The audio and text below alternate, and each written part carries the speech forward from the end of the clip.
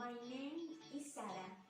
I'm going to tell you what happened to my grandmother.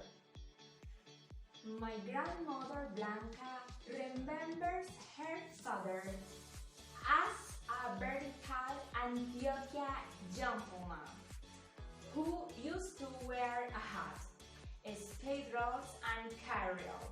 He also smoked tobacco. He had many horses on his farm. My grandmother remembers that her mother had very long hair. She was also brunette, and when she smelled, little holes were made in her cheeks.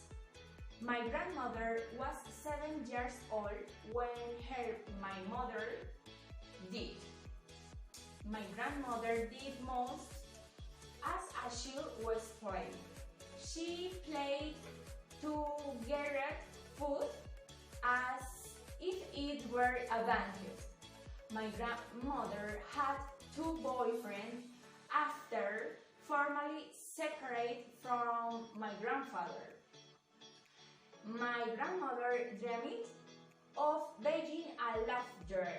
She says she never went to a school to be down to read or write. She learned it by herself. My grandmother never doubted about children. She believed that she was not going to have children. She says that at that time it was forbidden to use contraceptions to avoid having children.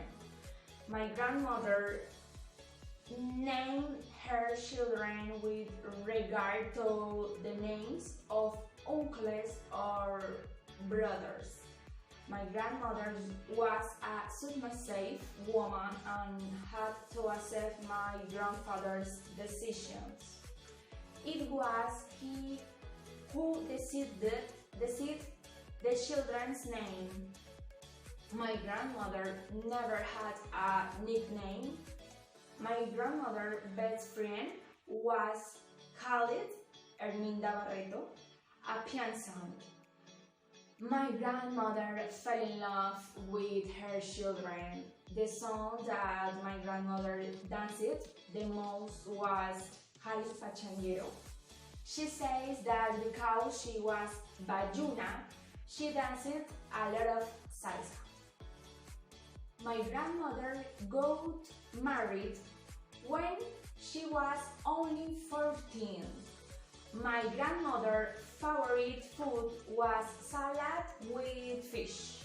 The historical moment that had the greatest impact on grandmother's life was the loss of her son, and also the avalanche of Armero.